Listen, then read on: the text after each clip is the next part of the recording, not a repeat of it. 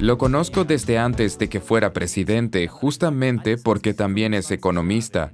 Fue invitado a una de mis clases por Zoom y luego nos encontramos en Madrid, cuando volvió a visitar la ciudad. Además, lo invité a contribuir con un artículo para el libro en homenaje a mi director de tesis, Jesús Huerta de Soto, quien también lo ha influenciado. Aceptó la invitación y nos encontramos en Madrid para almorzar. Bueno, este video, esta información que veremos en esta entrevista súper interesante, puede cambiar y mover muchas cosas. Vamos a ver por qué el presidente argentino, Javier Milei, está en camino de cambiar el mundo. Y podría ser un modelo para una gran transformación en un contexto donde la política corrompida sigue operando. Así que, si logramos que esta información que analizaremos hoy se vuelva viral y más personas la comprendan, cambiará el mundo para siempre.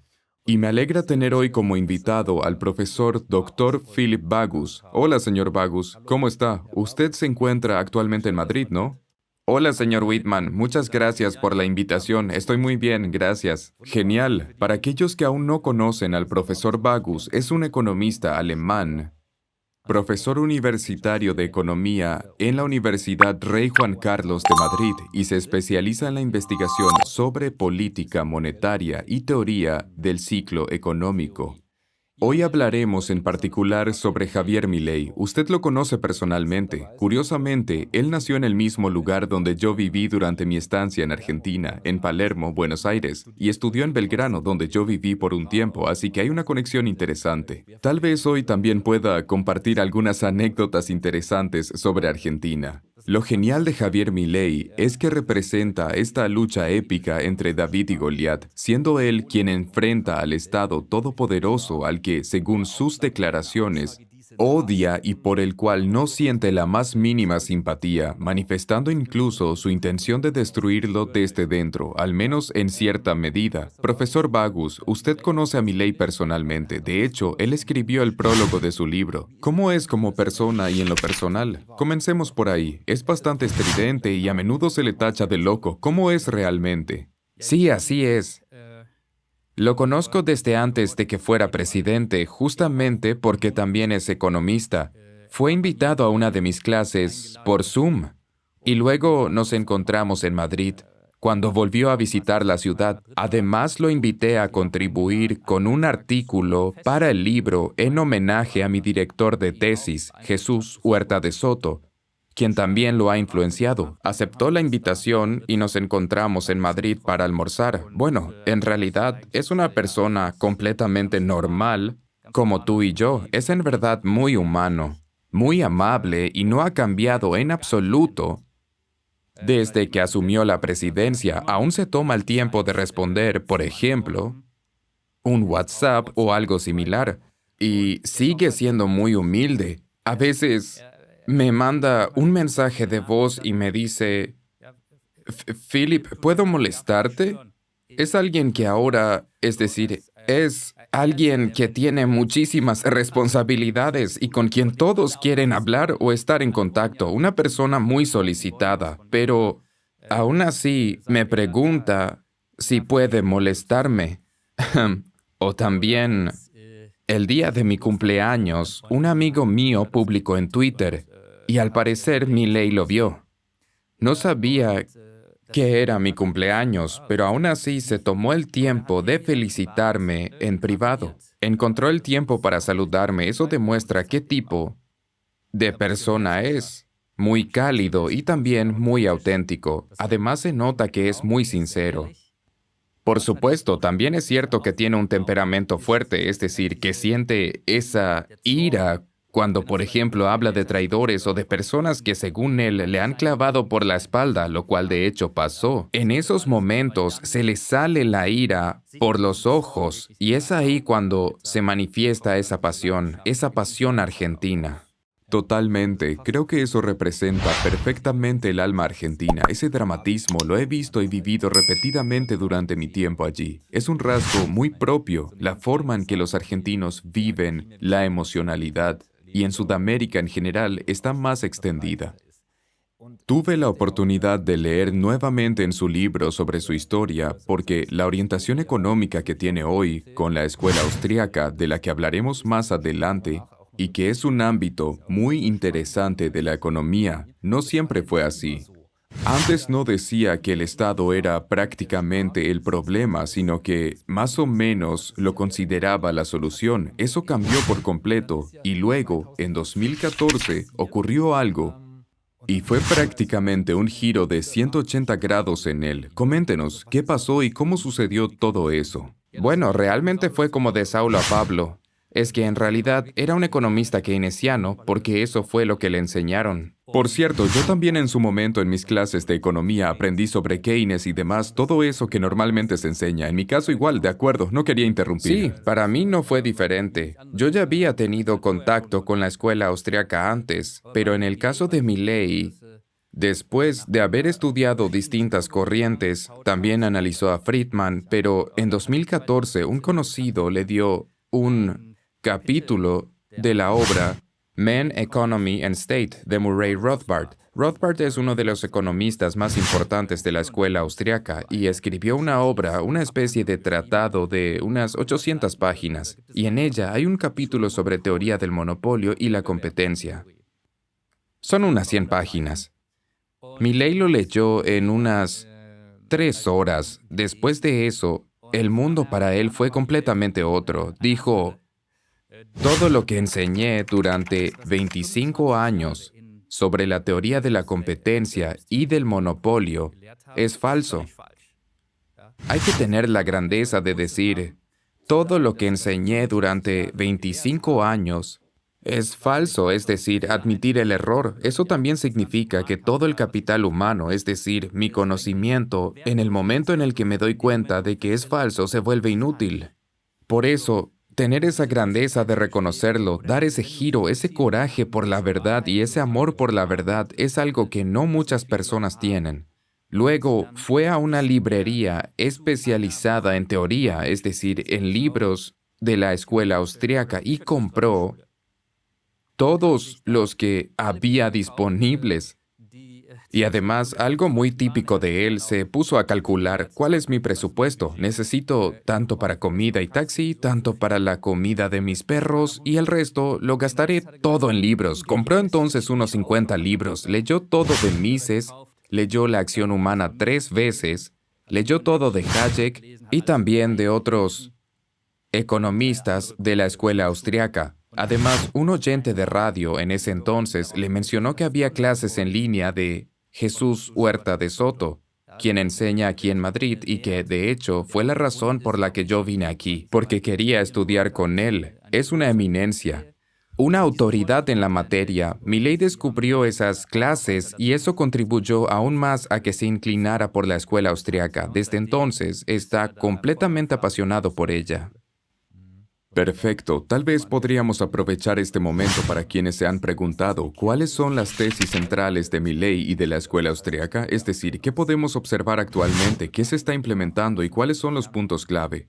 Porque muchas personas no lo conocen, pero esto representa un cambio de paradigma en la economía. De verdad puede transformar no solo a un país entero, sino incluso al mundo. La escuela austríaca estudia el proceso dinámico del mercado, impulsado por emprendedores, y como en este proceso se proveen bienes y servicios, la tesis principal es que ni el Estado, ni los políticos, ni los burócratas poseen el conocimiento ni la información necesaria para mejorar el resultado de este proceso.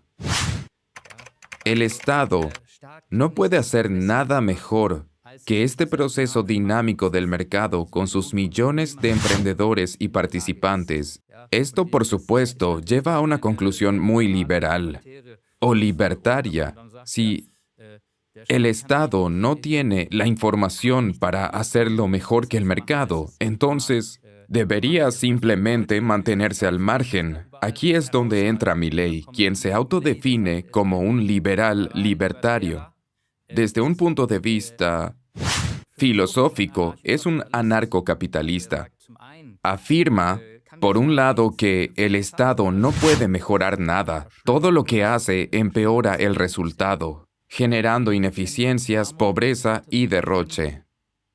No puede hacer nada mejor y, en segundo lugar, sostiene que el Estado se basa en la violencia, considera que el Estado es el monopolio de la violencia. Los impuestos son un robo, ya que se recaudan bajo la amenaza de la fuerza. Moralmente, esto no se puede justificar. Ni desde un punto de vista económico, ni moral existen argumentos a favor del Estado. Sin embargo, en la práctica se define como un minimalista estatal. ¿Qué significa esto? Que el Estado debería limitarse a sus funciones esenciales, es decir, garantizar la seguridad interna y externa, es decir, ejército, policía y sistema judicial. ¿Por qué se identifica como minimalista estatal en la práctica? Porque considera que eliminar el Estado de un día para otro no es viable, pero sí se puede trabajar hacia un Estado mínimo.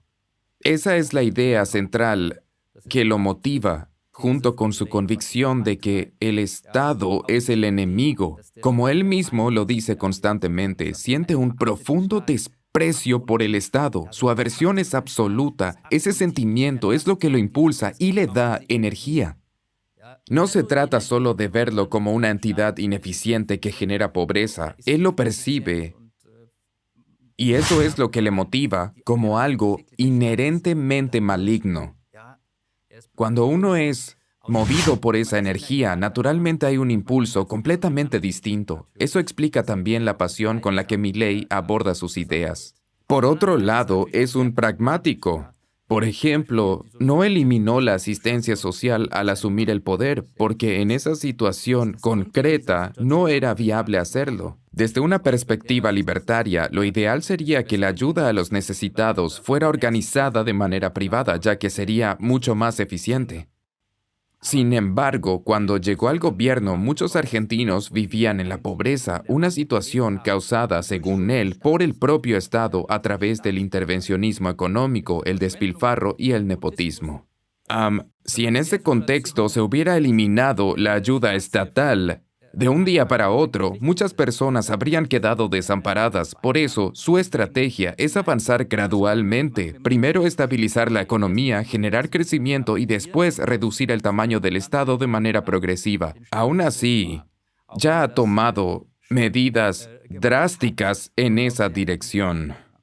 Exacto. En este punto quisiera citar a Javier Milei del prólogo de este libro tan interesante. Solo el prólogo ya es fascinante, especialmente con las palabras de Milei. Él dice, ¿cómo puede ser que algo que redujo la pobreza extrema en el mundo del 95% al 10% sea visto como algo negativo desde la teoría económica? Y ese es justamente el punto, es un cambio de paradigma, no somos conscientes de esto. Como mencioné, en mis estudios de economía no aprendí absolutamente nada de esto. Aprendí sobre Keynes, sobre muchas teorías tradicionales como todos, pero nunca sobre esto. ¿Por qué no? ¿Por qué? No lo estudiamos si está demostrado que funciona. Mientras tanto, ideologías como el comunismo o el extremismo de izquierda han fracasado repetidamente en todo el mundo, pero siguen teniendo más seguidores que la escuela austríaca y el pensamiento libertario. Bien, Milei siempre habla de una lucha cultural que es la lucha por las mejores ideas. Se trata de la difusión de las ideas de la libertad y del retroceso de las ideas del estatismo. Y por supuesto, ahí también hay dos equipos, para ponerlo en términos simples. Está el equipo de la libertad y está el equipo del Estado. En el equipo del Estado, obviamente, por supuesto, juegan los medios estatales y el sistema educativo. El sistema educativo estatal, es decir, el Estado, por supuesto, no va a contratar principalmente a profesores que digan, lo mejor es que el Estado no haga nada, lo mejor es que los políticos se mantengan completamente al margen y dejen que la gente haga lo que quiera. Y luego puede haber otro economista keynesiano que diga que esta economía de mercado siempre conduce a crisis y a un desempleo estructural. El Estado tiene que gastar más. El Estado necesita más poder. Político, tienes que idear algo, no importa qué. Incluso puedes mandar a construir pirámides. Mientras la demanda agregada aumente, es decir, gasta más y serás el héroe, el salvador. Eso es lo que los políticos quieren escuchar. Por supuesto que prefieren a los keynesianos. Por eso los planes de estudio están diseñados de esa manera. Es difícil cambiarlo, pero Milei demostró que es posible enfrentarlo. Durante 10 años estuvo en el ojo público librando la batalla cultural y al final esa fue la base de su llegada a la presidencia. Sería interesante hablar de cómo llegó a ser presidente. Logró captar la atención de manera excelente a través de las redes sociales. Caminaba por ahí con un megáfono. También, por ejemplo, inició una gran acción. Decidió sortear su salario como diputado, lo cual ya es interesante en sí mismo por el término que le puso: dieta política. Y creo que más de 2 millones de personas se inscribieron en el sorteo. ¿Podría contarnos un poco más sobre eso? ¿Realmente lo hizo? ¿Y cómo pasó de ser un underdog que casi nadie conocía, alguien que aparecía ocasionalmente en televisión, a convertirse de repente en presidente? Quizás tenga algunos argumentos interesantes Esa al respecto. obviamente fue una gran acción. Para ese entonces, él ya había decidido entrar en la política. Maneja además una narrativa sobre la lucha de clases, pero no la marxista, donde supuestamente los empresarios explotan a los trabajadores, quienes se vuelven cada vez más pobres mientras los empresarios acumulan más riqueza hasta que llega la revolución porque ya no tienen qué comer. Históricamente eso nunca fue así. En el capitalismo los trabajadores han ido mejorando su nivel de vida. No, la lucha de clases de la que él habla es otra. La casta estatal, son los políticos y también las empresas vinculadas a ellos que obtienen contratos estatales lucrativos como proyectos de infraestructuras. Esa es la casta y vive a costa de los argentinos que trabajan duro, a costa de los impuestos que ellos generan. Es decir, aquí los opresores son el Estado y la casta política, y los oprimidos son los argentinos que trabajan duro y los empresarios. Empresarios honestos, claro, si él afirmando eso, es decir, dice algo así y al mismo tiempo entra en política, quedaría mal si aceptara el sueldo de político, porque entonces pasaría a formar parte de aquellos a quienes quiere eliminar. ¿Quiénes son estos? La casta política opresora. Por eso, siguiendo una idea de su hermana Karina, decidió sortear su salario. Primero dijo que quería devolver el sueldo, que no quería aceptarlo, pero eso no era posible, tenía que recibir el pago sí o sí. Entonces, decidió que todos los argentinos pudieran inscribirse anónimamente en Internet para participar en un sorteo, y cada mes sorteaba su salario como diputado. Esto, por supuesto, fue una estrategia de marketing brillante, porque generó una atención enorme y reforzó su credibilidad. Mostraba que realmente estaba allí por la causa, no para enriquecerse ni para obtener poder, sino para cambiar las cosas para bien, para que la gente tuviera más libertad y prosperidad. Pero eso solo fue una parte de su estrategia. En general, él es una persona muy carismática. Organiza sus actos como si fueran conciertos de rock. A veces canta, a veces grita. En los programas de televisión tampoco se deja pisotear. Incluso llama burro o parásito a los políticos en pleno debate, y eso funciona. Genera audiencia. Por eso ya en 2018 estaba entre los 100 argentinos más conocidos y era, por lejos, el economista con más minutos en televisión. Se convirtió por lejos en el economista más conocido, porque logró los mejores índices, luchó como David contra Goliat, como un gladiador contra 10 oponentes, debatiendo contra los keynesianos, contra los kirchneristas y peronistas. Siempre estaba en minoría y por eso decía, de vez en cuando tenía que gritar, de lo contrario nadie me habría escuchado. Y así se hizo muy popular, especialmente entre los jóvenes. La juventud siempre se inclina hacia lo rebelde, y él era el rebelde contra el establishment, contra la casta política. El establishment en Argentina es completamente de izquierda, progresista. Los kirchneristas también lo eran. Entonces, era lógico que los jóvenes se rebelaran contra eso, y quien expresó esa rebeldía con más fuerza fue Javier Milei. También durante la crisis del COVID, Argentina tuvo uno de los confinamientos más duros del mundo, y la voz más fuerte en contra de esas restricciones fue la de Javier Milei. Los jóvenes fueron los más afectados. Estaban en una etapa de la vida donde el contacto social es esencial y sufrían las restricciones más que nadie. Por eso, durante los confinamientos, muchos empezaron a ver sus videos y shorts en redes sociales. Se los mostraban a sus padres con quienes vivían, es decir, con quienes estaban encerrados en casa, y así el mensaje se difundió aún más, y eso impulsó aún más el fenómeno de Javier Milei.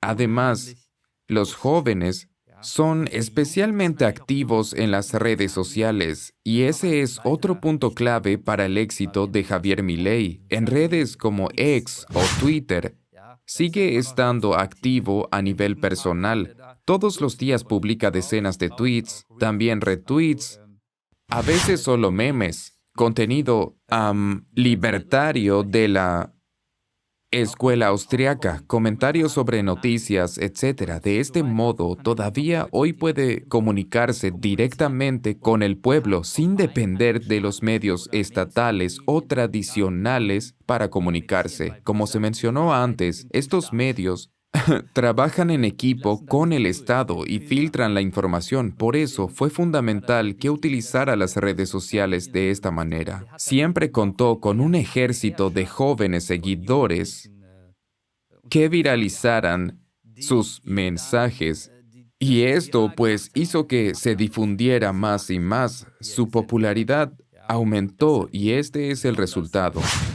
Sigue siendo increíble que haya sido elegido. Es un completo novato. Nunca tuvo nada que ver con la política, ni siquiera en un parlamento estudiantil. Era economista y solo estaba interesado en sus teorías económicas.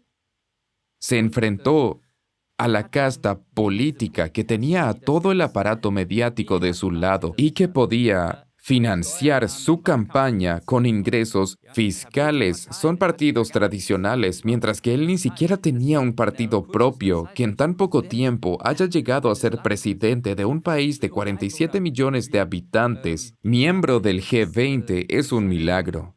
Esto también está relacionado con la situación especial de Argentina y el deterioro extremo del país. A principios del siglo XX, Argentina era uno de los países más ricos del mundo. Era más rica que Alemania. Para un emigrante alemán, la pregunta era, ¿me voy a Estados Unidos o a Argentina? Ambas opciones estaban al mismo nivel. Pero a partir de los años 30 y 40, el país se alejó de la economía de mercado, aplicó el proteccionismo y estableció un estado de bienestar. Y ese es precisamente el famoso peronismo con Juan Perón, quien también estuvo con Mussolini, y de allí tomó las ideas sobre el Estado fuerte y la redistribución, es decir, la llamada justicia social. Milei siempre dice que la justicia social no es ni social ni justa. No es social porque reduce el tamaño del pastel.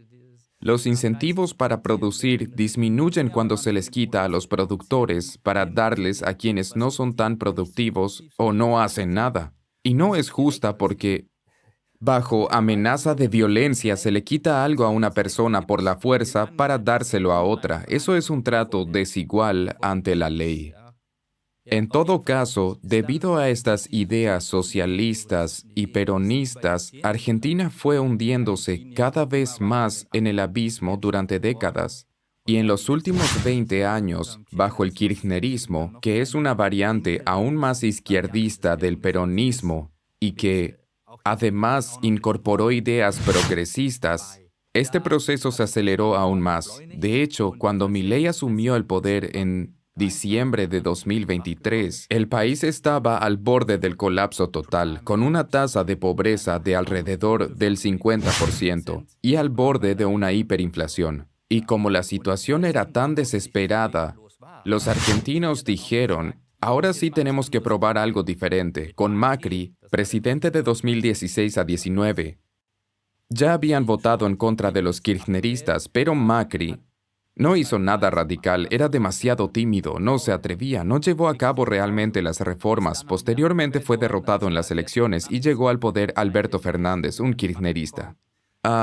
El país siguió hundiéndose aún más. Por eso, la gran mayoría de los argentinos dijeron: es hora de probar algo completamente distinto. Javier Milei prometió que sería difícil, que habría recortes, pero que esta vez el sufrimiento valdría la pena porque Argentina volvería a ser una potencia económica en 30 años. Si nos volvemos a las ideas de la libertad, decía, y los argentinos le creyeron, por eso lo votaron, por eso su popularidad no cae, a pesar de los grandes recortes en el gasto público. En su primer año redujo el gasto estatal en términos reales entre un 25 y 30%. Imagínese lo que pasaría en Alemania si el gasto público se redujera en un 25 a 30%, lo que sucedería en las calles, pero no. Milei ha mantenido su nivel de popularidad e incluso ha logrado aumentarlo ligeramente. Y eso solo es posible porque durante años ha explicado estas ideas y ha explicado por qué el gasto estatal debe reducirse, porque lleva a un déficit y el déficit se financia con emisión de dinero nuevo. Eso a su vez provoca inflación. La inflación es extremadamente regresiva, grava sobre todo a los más pobres y los arrastra aún más al abismo. Y él lo ha repetido tantas veces con tanta elocuencia y claridad que la gente lo terminó creyendo y entendiéndolo. Por eso lo votaron y es también por eso que apoyan este rumbo. Así es, genial. Me gustaría hablar ahora sobre qué pasó después de su inicio y cuál es la situación actual, es decir, qué fue lo que pasó desde entonces. Bueno, en diciembre de 2023, cuando llegó al poder, la inflación de los precios al consumidor era del 25% mensual. ¡Mensual!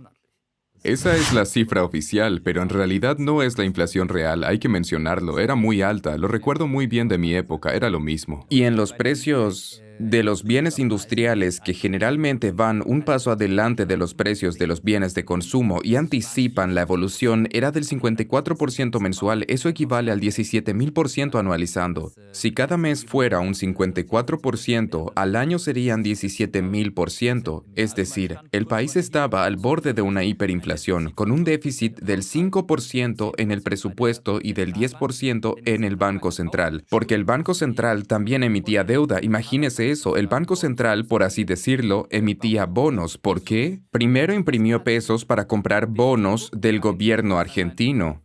Luego esos pesos estaban en el mercado y entonces el Banco Central dijo, para que esos pesos no sigan impulsando la inflación, vamos a retirarlos en parte emitiendo bonos del Estado. Vendemos bonos del Estado y recuperamos los pesos, pero claro, los bonos del Estado pagan intereses. Eso significa que también hay que pagar esa deuda. ¿Y cómo la pagan? Imprimiendo más pesos. Como pueden ver, es una bola de nieve y de hecho los intereses sobre esa deuda del Banco Central eran del 135%, debido a la alta inflación. Y había un déficit del 10%, es decir, se imprimía un 10% de pesos para pagar los intereses de estos bonos del Banco Central. Si se suma todo esto, el fisco, el Ministerio de Finanzas y el Banco Central, 5 más 10%, se obtiene un déficit del 15%, y lo que hizo en el primer mes fue eliminar el déficit del Ministerio de Finanzas, reduciendo drásticamente el gasto público. Principalmente recortó proyectos de infraestructura, subsidios a los medios de comunicación y transfirió menos dinero a las provincias. También despidió empleados públicos, sin embargo, en lo social no recortó, sino que incluso lo aumentó indirectamente. ¿Por qué? Porque el sistema era perverso. Para recibir la ayuda social, un argentino tenía que demostrar que había realizado algún trabajo, por ejemplo, barrer la calle. Debía presentarse ante un funcionario certificador. Ok, digamos, señor Bagus, por ejemplo, barrió la calle, así que puede recibir la ayuda social. Pero en realidad el sistema funcionaba así. Las personas iban y el funcionario les decía, de acuerdo, te firmo el certificado, no me importa si realmente barriste la calle, pero con dos condiciones. Me das la mitad de la ayuda social y Cuando te llame para una manifestación contra el gobierno, estarás allí bloqueando la calle con una barricada. Así que una de las primeras medidas de Milei, junto con la ministra Sandra Petovelo, fue eliminar a estos intermediarios. Ahora, la ayuda social se transfiere directamente a los ciudadanos. Ya no tienen que presentar pruebas de que barrieron la calle. Al fin y al cabo, eso significa que la ayuda social se duplica porque ya no les descuentan nada. Como dije, Milei redujo el gasto público en un 25% en muy poco tiempo. Con eso, logró un superávit, lo que envió una señal clara al mercado. Definitivamente hablaba en serio. No se emitirían más pesos para financiar el déficit. Como resultado, las tasas de interés bajaron drásticamente. Y eso significó que el Estado argentino tuvo aún menos gastos porque pagó menos intereses por su deuda. Milei siempre ha dicho, conmigo el déficit es cero. Para él, un presupuesto equilibrado es absolutamente sagrado. Por supuesto, la oposición intentó sabotearlo. Intentaron aumentar las jubilaciones y el gasto en educación, pero hay que destacar algo. Aunque Milei fue elegido presidente, no tiene la mayoría en el Parlamento. Solo tiene 15% de los diputados y el 10% de los senadores. O sea que no tiene ninguna mayoría. Hasta junio no aprobó ni una sola ley. Sin embargo, como presidente tiene poder de veto. Cuando la oposición, que sí tiene la mayoría en el Parlamento, quiso aprobar un aumento en las jubilaciones, él vetó la medida. Ese veto se mantiene a menos que una mayoría de 2/3 lo anule. Y ese veto permaneció. No lograron alcanzar esa mayoría de 2/3. Eso significó que los mercados vieron que iba en serio y que estaba haciendo recortes radicales en el gasto público. Por eso, no solo bajaron la inflación y las tasas de interés, sino también las primas de riesgo sobre los bonos del Estado. Cuando asumió, es decir, fue elegido, esos diferenciales rondaban los 3,000 puntos básicos. La última vez que lo verifiqué, habían bajado a 600. De 3,000 a 600 puntos ha caído la prima de riesgo. Eso quiere decir que los inversores internacionales confían en eso. Otra de las primeras medidas que tomó fue emitir un decreto de emergencia con muchas desregulaciones. En el sector aéreo, por ejemplo, y otra desregulación que apareció en los titulares en Alemania fue el fin del control de los precios de los alquileres. Había un límite al precio de los alquileres y él lo eliminó. ¿El resultado? Que los alquileres bajaron un 30%. ¿Por qué? Porque si hay un control de precios y una inflación del 10% mensual y el control no permite ajustar el precio, nadie quiere alquilar. Optan por dejar las viviendas sin alquilar si no puedo ajustar los alquileres a la inflación. Cuando Milei eliminó el control de alquileres, todas esas viviendas volvieron al mercado, es decir, aumentó la oferta de viviendas bajo el precio. Es decir, bajaron los alquileres. Entonces, este paquete de desregulación con más de 300 desregulaciones, etc., lo promulgó y también lo aprobó. Luego desarrolló la Ley Bases. La Ley Bases tiene que pasar por el Parlamento. Eran cuestiones que no se podían justificar con el estado de emergencia. La emergencia habitacional se podía justificar, pero, por ejemplo, una reforma del mercado laboral, ahí el Tribunal Constitucional dijo que no, que eso debía pasar por el Parlamento. La versión reducida de la reforma fue aceptada en julio. Ahí hay muchas reformas estructurales, también privatizaciones. En general, más libertad. También este Ministerio de Desregulación, por cierto. Este famoso Ministerio de Desregulación de Federico Sturzenegger, que es un ejemplo para Elon Musk en Estados Unidos con Dodge, se constituyó con esta ley Bases y este ministerio tiene facultades por tiempo limitado para eliminar por completo o simplificar regulaciones sin tener que volver a pasar por el Parlamento. Todos los días se eliminan regulaciones, normativas que obstaculizan el mercado, que obstaculizan a las empresas, que obstaculizan a las personas. Y bueno, esa es la situación actual. Milei había asumido la economía en recesión, es decir, ya estaba en caída.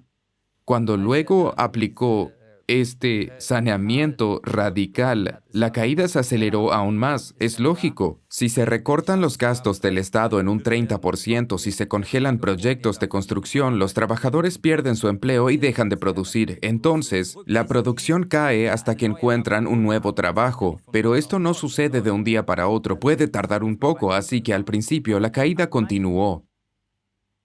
Pero a partir de mayo, junio, todo empieza a subir. La producción de la construcción, la automotriz, la producción agrícola, todo. Los economistas llaman a esto una recesión en forma de V.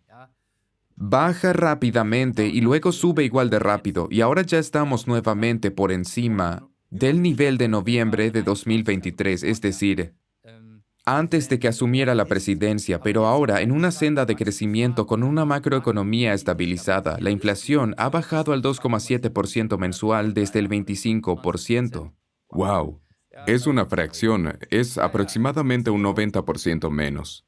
Así es, funcionó súper bien y siguió bajando, ahora 2,7% y seguirá cayendo. Ya se han anunciado grandes inversores que, sobre todo, quieren invertir en el sector de materias primas. El Banco Mundial prevé un crecimiento del 5% para el próximo año, al igual que el FMI. En el tercer trimestre, la economía creció un 16% anualizando, una recuperación impresionante. Eso significa que ahora Argentina está a toda máquina y la economía realmente está en auge.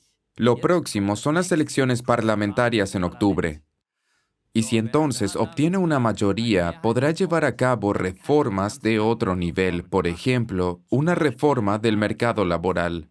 Y entonces Argentina definitivamente despegará. A mí me divierte porque todos los de izquierda, por supuesto, esperan que esto conduzca a una gran crisis y que todo sea un desastre. Y como usted ya mencionó, muchas personas miran a Argentina y dicen, bueno, ahí hay alguien libertario. ¿Qué es eso en realidad? ¿Qué es la escuela austriaca? Está aplicando recetas nuevas. Veamos qué resulta de eso. Y si esto funciona, aunque sea en parte, y se está haciendo cada vez más evidente que funciona, entonces, por supuesto, la gente en otros países también querrá eso, y de ahí realmente podría surgir un punto de partida, un modelo a seguir.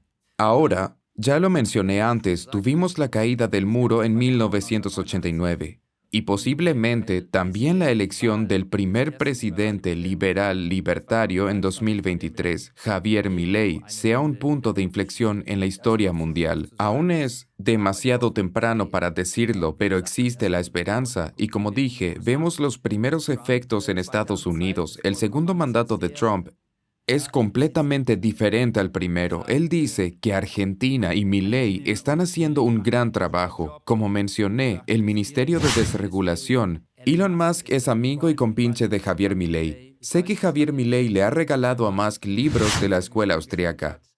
Vivek Ramaswamy, que también participa en el Ministerio Dodge, es igualmente seguidor de la escuela austriaca y ayer o anteayer prácticamente cerraron USAID, simplemente casi lo clausuran. Eso es realmente revolucionario. Antes no existía algo así. Antes eso era algo imposible de realizar, pero esto también se debe en parte a Javier Milei y en muchos países la gente dice, también queremos un Javier Milei aquí, lo necesitamos. En España, por ejemplo, hubo una encuesta de la que resultó que si hubiera una elección directa entre Pedro Sánchez, el presidente, y Javier Milei, Milei ganaría y no me sorprende. El futuro de la libertad en el mundo realmente pinta bien.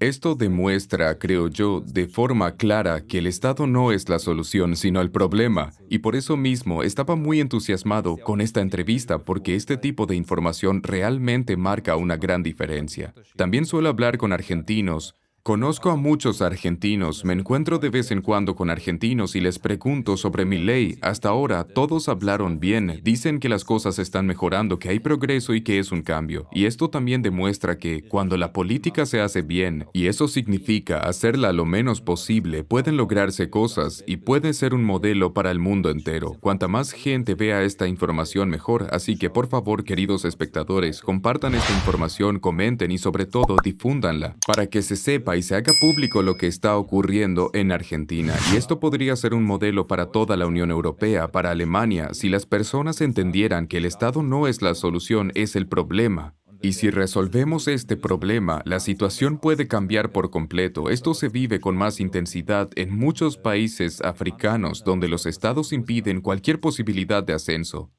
Así que, en resumen, ¿la escuela austriaca está experimentando un auge? Absolutamente. En Madrid tenemos el único programa de maestría oficialmente reconocido en economía de la escuela austriaca. Este año se ha duplicado el número de estudiantes de 15 a 30. El interés aumentó mucho, al punto de duplicarse. Javier Milei, por supuesto, también es alguien que sabe que ahora tiene una plataforma que la escuela austríaca o el libertarismo nunca tuvieron, y sabe cómo utilizarla mejor que nadie, ya sea con sus discursos en Davos o con sus entrevistas. Ha aparecido en la portada de Time, The Economist, The Wall Street Journal. Eso contribuye, por supuesto, a que personas que antes no conocían estas ideas ahora entren en contacto con ellas y digan, así que eso es el libertarismo. Fui libertario, solo que no lo sabía. Además, está logrando que términos como anarcocapitalismo sean aceptados socialmente y ahora incluso aparezcan en los medios alemanes. Hace unos años, eso era impensable y ahora aparecen cada vez más, es decir, los medios están prestando atención. Yo también recibo muchas más solicitudes de entrevistas y conferencias y demás.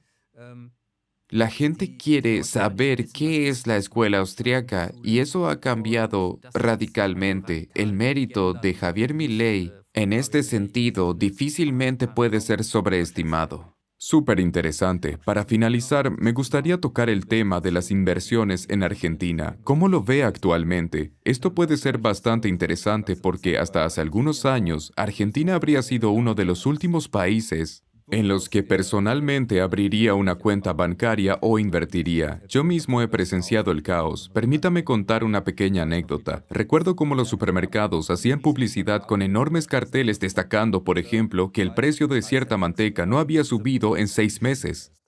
Hacían publicidad con eso, era algo especial. ¿Por qué? Por la inflación descontrolada. Y por supuesto, eso no es precisamente el entorno económico estable en el que uno suele invertir, pero ahora estamos viendo un cambio y me alegra muchísimo ver esto, es decir, que de verdad está pasando algo. ¿Qué opina usted en cuanto a la inversión? ¿Qué está ocurriendo? Sería interesante, por ejemplo, comprar un departamento en Buenos Aires. ¿Cuál es su opinión? Bueno, por supuesto, todo depende de la política. Si a Javier Milei le pasara algo o si perdiera las elecciones, la prima de riesgo aumentaría rápidamente, al igual que la inflación, y se perdería la confianza. Y si luego fuera destituido y llegara de nuevo un peronista al poder, eso no sería bueno para la estabilidad ni para la inflación, pero como dije, no parece ser el caso, ya que su popularidad sigue aumentando constantemente. Aún estamos en el inicio del crecimiento económico, es decir, recién está comenzando. Todas las desregulaciones tienen en parte un impacto a mediano o largo plazo. Eso significa que sus efectos todavía están por verse, o también la reasignación de los factores de producción, como el ejemplo que mencioné antes. Un obrero pierde su empleo y deja de producir porque se cancelaron los proyectos estatales de construcción. Eso lleva un tiempo hasta que consiga otro puesto en el que pueda satisfacer las necesidades de los consumidores de manera eficiente. Y una vez que vuelva a estar activo, la producción aumentará aún más, es decir, ahora estamos en un proceso de crecimiento económico acelerado. Hemos superado lo peor y la popularidad es alta, por lo tanto, a menos que ocurra algo totalmente imprevisto, no veo razones por las que no sea reelegido. Eso significa que tendremos un total de 8 años de Milei y después de eso, Argentina estará en una situación mucho mejor. Es probable que alguien de su partido sea votado en consecuencia. Invertir allí parece una muy buena opción a largo plazo. Además, está el llamado RIGI. RIGI es un acuerdo marco que garantiza a las empresas internacionales que realicen grandes inversiones, por ejemplo en minería, impuestos bajos durante décadas y la ausencia de cambios regulatorios. Ya se han anunciado grandes inversiones, especialmente en el sector energético, petrolero y minero. Significa que estas inversiones llegarán, pero la pregunta ahora es sobre inversiones individuales. Por ejemplo, un inversor privado que compre un departamento en Buenos Aires. Desde un punto de vista práctico, esto no siempre es sencillo. Habría que viajar allí, conocer el idioma y tener cierto conocimiento legal, pero quien lo haga, definitivamente lo recomendaría. Le diría que lo haga. Tal vez hayan otros ETFs que faciliten la inversión en Argentina, sin embargo, para quienes tengan la posibilidad de analizar propiedades específicas, en mi opinión, el futuro de Argentina se ve prometedor, aunque por supuesto siempre puede haber imprevistos, pero como dije, soy muy optimista al respecto. Mi opinión personal es muy similar. Ya se está notando una dirección y una tendencia clara en este momento, y es importante difundir esto y demostrar que hay otras formas de hacer las cosas. Pero sí, veremos si realmente puede mantener este rumbo a mediano y largo plazo. En lo personal, le deseo lo mejor, porque una parte de mi corazón sigue latiendo por Argentina. Tengo una relación especial con el país y con las muchas personas maravillosas que han sufrido durante tanto tiempo bajo políticas de izquierda. Por eso, como mencioné, compartan este video para que más personas se den cuenta de que existen otras posibilidades, otras vías y que el Estado en muchos países no tiene por qué ser como es hoy. Por lo tanto, muchas gracias por su gran trabajo en un ámbito que no es fácil y que muchas veces no recibe el reconocimiento internacional que merece. Afortunadamente, ahora estamos obteniendo la atención. Lentamente nos estamos acercando a que la escuela austríaca y la economía libertaria obtengan el lugar que merecen. Me parece fantástico el trabajo que realizan. Muchas gracias también por esta entrevista. Me encantaría poder hacer una actualización en el futuro y de paso ayudar a darles más visibilidad y alcance, porque creo que estos son precisamente los temas que realmente pueden cambiar incluso al mundo entero de manera sostenible, como ya mencioné antes. Así que si quiere agregar una o dos frases finales, profesor Bagus, adelante y nuevamente muchas gracias. Le agradezco por haber hecho posible esta conversación y, como dije, el mensaje es un mensaje de esperanza. Por primera vez en muchos años y décadas, parece que el viento está cambiando de dirección y lo hace en dirección de más libertad. Así que, ¡viva la libertad, carajo! Exactamente, genial. Y por supuesto, su libro lo enlazaremos debajo del video. No duden en echarle un vistazo y compartirlo. Son lecturas que realmente pueden cambiar el nivel de conciencia. Muchísimas gracias. Y espero ansiosamente nuestra próxima conversación. Con gusto, gracias.